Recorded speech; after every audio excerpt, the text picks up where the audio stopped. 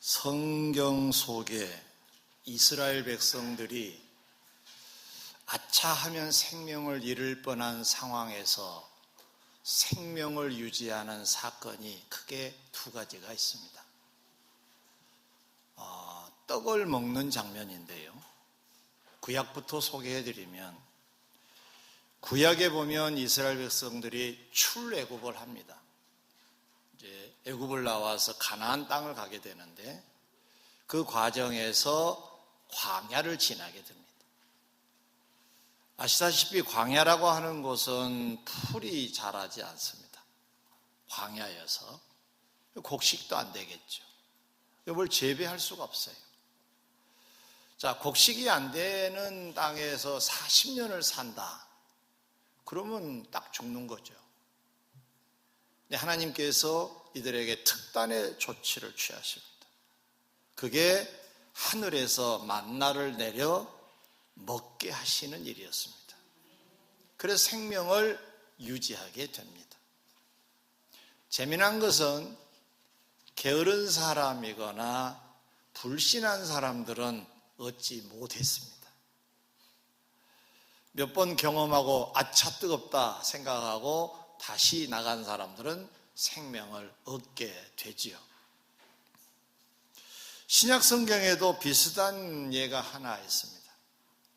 예수님을 따라다닌 지 오래된 사람들이 집을 가지 않았기 때문에 양식이 없었습니다. 그래서 예수님께서 제자들에게 말씀하십니다. 이들을 돌려보내면 가다가 길에서 기진하여 쓰러지겠다. 먹을 걸 좀 줘야 되겠다. 이런 말씀을 하세요. 이 중에는 멀리서 오는 자들도 있다. 이런 말씀까지 하셨어요. 자, 이 사람들이 양식을 얻지 못한 상태에서 며칠을 지났습니다. 그러면 위험하지요. 물론 더 길게 금식할 수 있는 사람도 있기도 했겠지만, 사람이 뭔가 먹어야 될 때 먹지 아니하면 기본적으로 힘이 빠지고 생명도 서서히 없어지는 거죠. 그때 예수님이 특단의 조치를 취하십니다. 오병이어 7병이어로 5,000명, 4,000명을 먹이시는데, 그때 예수님이 하신 일이 축사하시고 그랬어요.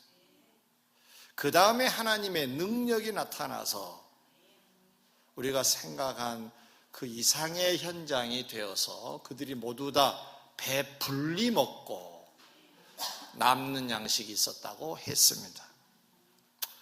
사랑하는 성도 여러분, 이렇게 먹는 얘기, 하나님의 역사로 먹는 얘기, 그 생명을 얻게 된 얘기를 성경에 왜 하고 있을까요? 이것은 늘 그러다시피 예수님을 소개하시기 위함입니다. 그래서 오늘 저는 이 시간 성찬 예식도 있는 이 날이기에 예수님을 좀 여러분에게 소개해 드리려고 합니다. 이와 관계된 떡 먹는 얘기, 생명을 얻는 얘기 속에 담겨져 있는 예수님은 과연 어떤 예수님인가 하나씩 살펴보려고 합니다. 첫 번째로, 예수님은 어떤 분인가? 오늘 32절 하반절에 보면 예수님이 이렇게 말씀하십니다. 내 아버지께서 너희에게 하늘로부터 참떡을 주시나니. 과거에 주셨다가 아니라 주시나니. 여기에 참떡이란 말을 쓰고 있습니다. 떡은 떡이지 무슨 참떡인가? 개떡의 반대인가? 이렇게 생각하게 하시는데 그런 의미는 아닙니다. 진짜 떡. 그 말은 다른 말로 말하면 그동안에는 생명을 조금씩 연장해 주는 떡이라고 한다면, 이 떡은 무엇을 시사하느냐? 영원한 생명을 주는 떡이 된 것을 사실상 암시하고 있는 겁니다. 뒤를 보겠습니다. 33절, 하나님의 떡은 하늘에서 내려 세상에 생명을 주는 것이니라 그랬습니다. 특징이 하늘에서 내려서 세상에 생명을 주는 떡이라는 겁니다. 그 떡이 참떡이라는 겁니다. 도대체 이 떡이 무슨 떡인가? 35절에 예수님이 이렇게 결론 삼아 말씀하십니다. 나는 생명의 떡이니. 정리해 볼까요? 예수님은 세상에 생명을 주는 하나님이 하늘로부터 주신 참떡이 되신다는 말씀인 줄 믿습니다. 성도 여러분, 예수님은 우리의 영생, 여기서 말씀하고 있는 생명이라는 것은 단순히 우리가 잠시 붙어 있는 목숨이 아니라 영원한 생명을 말씀할 때 쓰는 단어입니다. 그 영원한 생명을 주는 하나님이 하늘로부터 주신 참떡이 되신다는 말씀입니다. 요한복음 4장 12절에 보면 다른 이로서는 구원을 받을 만한 다른 이름을 우리에게 주신 일이 없다, 이런 말씀을 하셨어요. 이 말씀을 오늘 주제로 연결해서 해석하면 이런 뜻입니다. 하나님이 우리들에게 영생을 얻을 수 있는 떡으로 다른 떡을 주신 적이 없다는 거예요.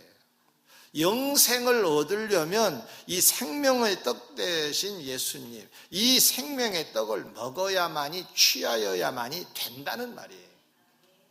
유일한 생명의 떡이 되신 줄 믿습니다. 여기까지는 좋았는데 두 번째로 떡을 먹는다 그런데 조금 부담감이 생깁니다. 떡은 먹어야 되잖아요. 취하여야 되는 거잖아요. 그럼 생명의 떡을 먹는다, 취한다는 말씀의 의미는 뭐냐? 35절에 이런 말씀이 있어요. 예수께서 이르시되 나는 생명의 떡이니, 잘 들으셔야 됩니다. 내게 오는 자는 결코 줄이지 아니할 터이요 나를 믿는 자는 영원히 목마르지 아니하리라 그랬어요. 그러니까 먹고 마시는 것을 말씀하고 있는데 생명의 떡을 먹고 마신다는 말씀인데, 그런데 이 생명의 떡을 먹고 마시는 문제에 대해서 설명을 좀 바꿔서 하고 계세요. 이 부분을 유의하셔야 됩니다. 두 번째 줄에 내게 오는 자는 결코 줄이지 아니할 터이요 그랬어요. 예수님께 나오는 자, 예수님이 좋아서 나오는 자, 이게 이제 생명의 떡을 취하는 기본 자세가 되는 거죠. 그 다음에 나를 뭐 하는 자, 믿는 자는 영원히 목마르지, 영원히 영생에 대한 얘기입니다. 그러면 여기서 답이 나왔습니다. 예수님이 생명의 떡인데 이 생명의 떡을 먹는다는 말씀은 뭐냐? 예수님께 나와서 예수님을 믿는 것을 의미합니다.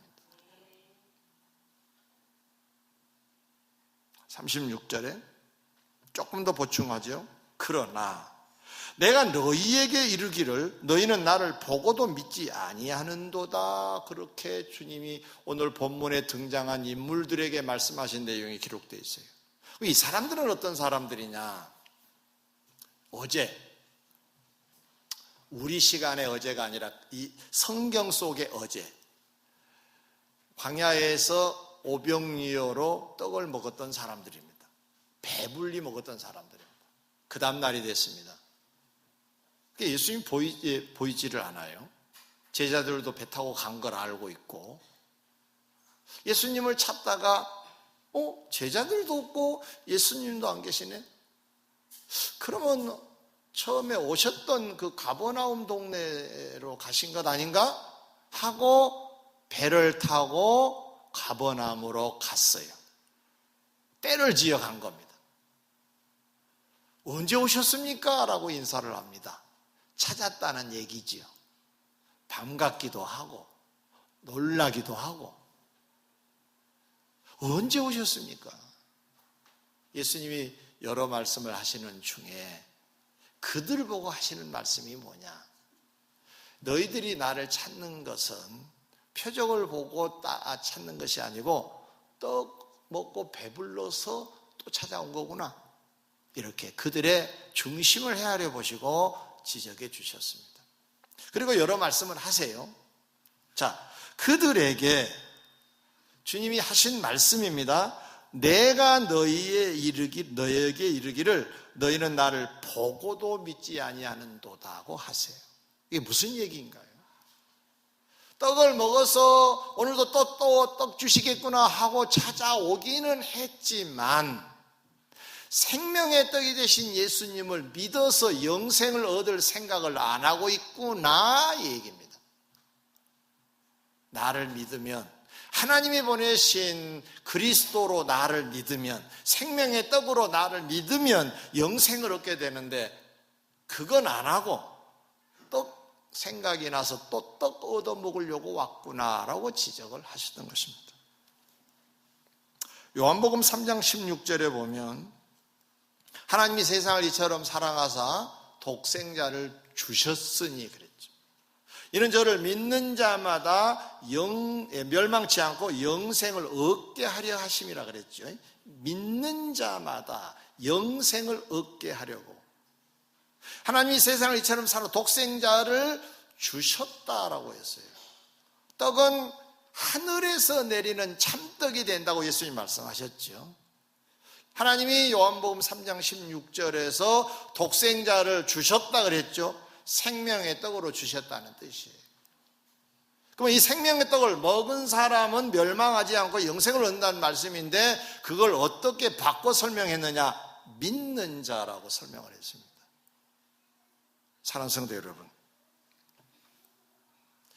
생명의 떡을 취하여야 영생을 얻게 될 줄 믿습니다.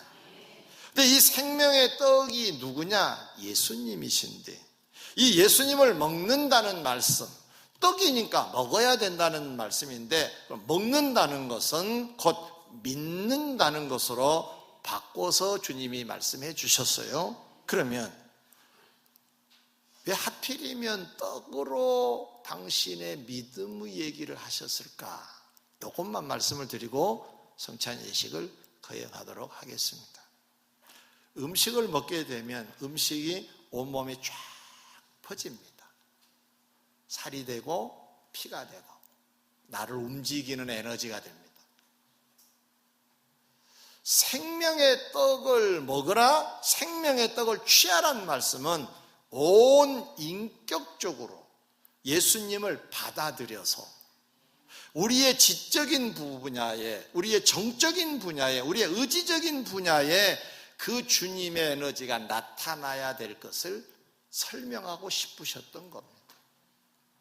곧 우리를 점검해 보면 내 안에 예수님을 정말로 영접한 자이냐를 점검해 볼 필요가 있다는 얘기죠. 예수님을 정말로 내가 인격적으로 주님을 모시고 예수님을 이제 믿고 있다고 한다면 내 손발에도 예수님의 흔적이 이제는 나타나기 시작해야 된다는 말이죠. 내 손이 누군가에게 격려해주고 누군가를 용기를 주고 누군가에게 생명의 떡처럼 다가서서 그들에게 영생의 소식을 알려주고 이런 역할을 내가 내 삶으로 하고 있을 때 생명의 떡을 취했다라고 말할 수 있겠죠. 어떤 사람은 예수님을 지식적으로만 알고 있어요. 예수님은 훌륭한 분이야, 역사 속에서. 참 훌륭한 분이지. 근데 정적으로, 의지적으로 내가 받아들이지 않아서 나와 늘 거리를 두고 나는 예수님과 관계없는 자처럼 살고 있다. 이건 인격적으로 예수님을 취하는 건 아니죠. 생명의 떡을 먹음같이 예수님을 인격적으로 먹어야 될 줄 믿습니다. 그래서 우리 삶의 중심에는 예수님이 계셔야 되고 그래서 우리들의 삶의 발자국 흔적이 예수님의 흔적이 되어야 될 줄 믿습니다. 예수님은 생명의 떡이 되십니다.